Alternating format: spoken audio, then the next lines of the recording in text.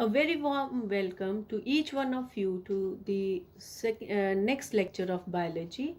Continuing with the topic the flower, in this second lecture, which is covered under two videos, and in the present video, we'll be continuing further about the various variation in the structural parts of the flower. In a previous video, we had discussed about the characteristic features of the flower, the different parts of the flower, and how the sepals and the petals they were showing the variation in their arrangement.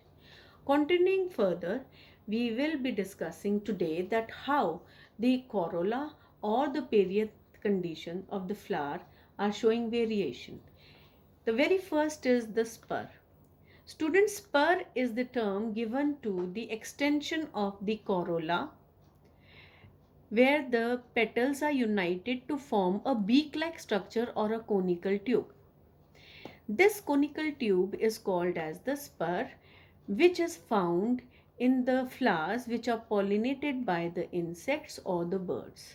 And these animals, they are visiting the flower because nectar is stored in the spur. Next is the condition called corona.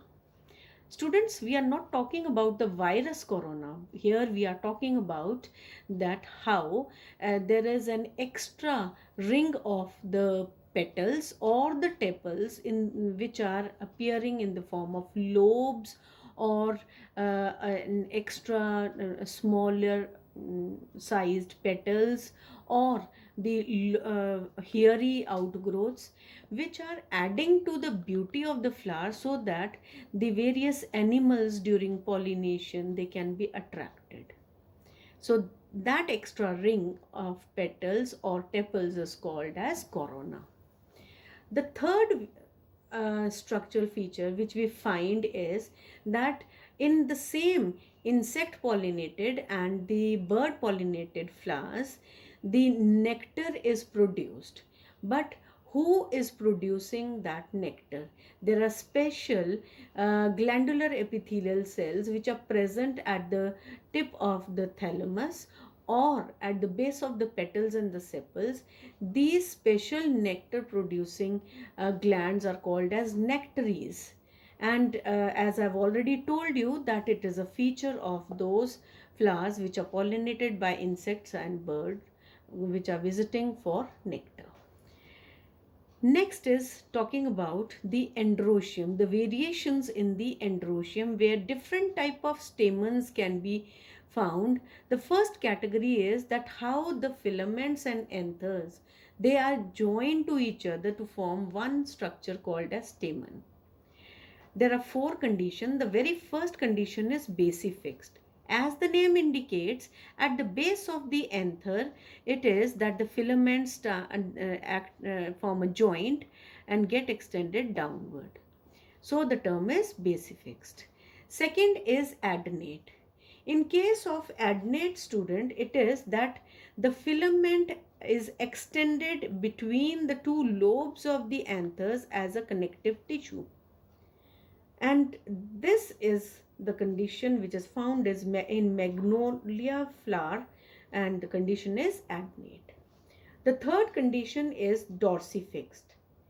And in this condition, the filament it is attached at the dorsal surface of the anthers and the term such is found in case of the acacia flowers and term is dorsifixed.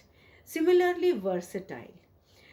Versatile is a feature which is found in the flowers of the grasses and the paddy flowers where the two anther lobes they are joined at one point with the filament and otherwise the two lobes are also free from each other to sway along with the movement of the wind to be helping in wind pollination.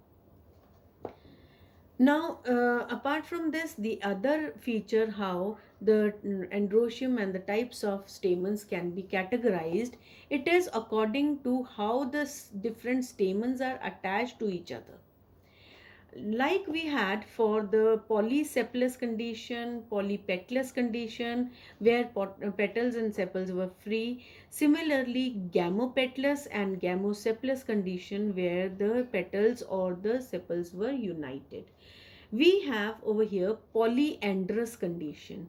Like over here in this flower, you can see that all the stamens are free from each other. There are many stamens in the flower, and such a condition is called as polyandrous condition, where stamens are free. Second condition is the synandrous. The term syn means fused. In place of gamo, the term is syn used over here, and the androecium, it is found by the fusion of many stamens with each other. And over here what we see is that both the filament and anther part of the stamens are fused together to form a club-like structure. Next category is where not the stamen is fused, but only the filaments are fused. And these filaments, when they are fused, the condition is called as adelphous. Now the question arises, are all the filaments of the stamen fused as a one bundle or two or more? Depending upon that, this adelphous condition can be as monoadelphous. The term mono means one. That means all the filaments are fused as one bundle, and the best terminology given monoadelphous is for the hibiscus or China rose flowers. In case of the filaments where they are fused into two bundles, it is called as diadelphous condition, and the best example for the diadelphous condition is the pea flowers. And now if all the filaments, they are fused into form many bundles, more than two, that is called as polyadelphous. So over here, if you see in this condition, they have shown 7 bundles of all the filaments joined as bundles, called polyadelphous condition, and this polyadelphous condition is found in the citrus flowers.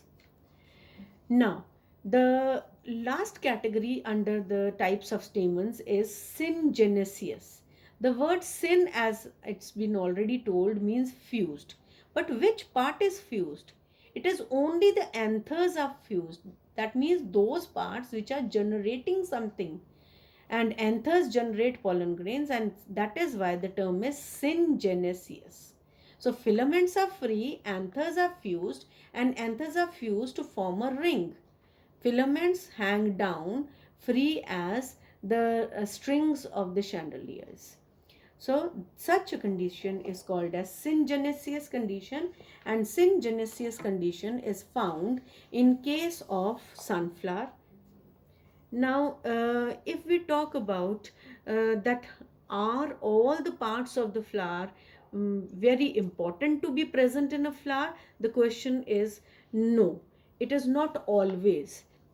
According to that, there are two type of flowers: complete flower or incomplete flower. Complete flower is that flower where all the 4 parts, sepals, petals, stamens and pistils, are present in that flower, and because both stamen and pistil, that is the essential whorls, are present, such a complete flower is also called as bisexual flower. Example, hibiscus as well as citrus flowers. Now in case of incomplete flower, it is that 1 or 2 parts of the flower, they may be missing. It may be sepals missing, or both sepals and petals missing, or the essential whorl, either the stamen is missing or the pistil is missing, or both are missing. Depending upon that, an incomplete flower can be of 4 kinds. When the carpel or the pistil is present but the stamens are absent, such a flower is called as pistillate flower. And if the stamens are there and carpel is absent, such a flower is called as staminate or the male flower. Similarly, according to the absence or presence of sepals and petals, they may be neuter or naked flowers. Let's see how they are. In case of neutral or neuter flower, it is that sepals and petals are present, but androecium and gynoecium, the essential whorls, are missing. And such flowers are present only on as ornamental feature for the plant, and the such flowers are called as the neutral flowers. Talking about the naked flowers, it is that the androecium and gynoecium is present, but the sepals and petals are missing. And the best example of the naked flowers is the beetle, where both the sepals and petals are missing.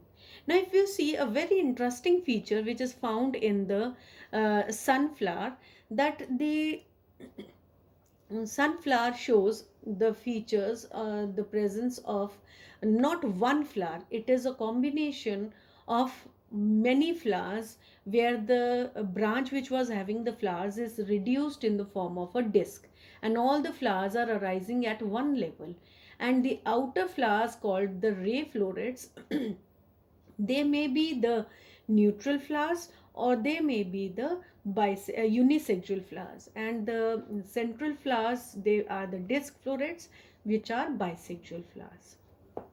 With this, we come to the end of this video 1 of lecture 2. Next time we'll continue with the second video for the second interactive session.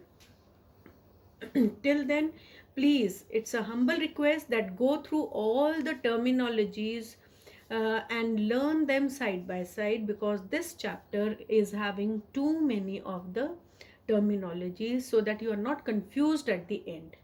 Till then, stay safe, stay healthy with your family members, and have a nice time. Thank you.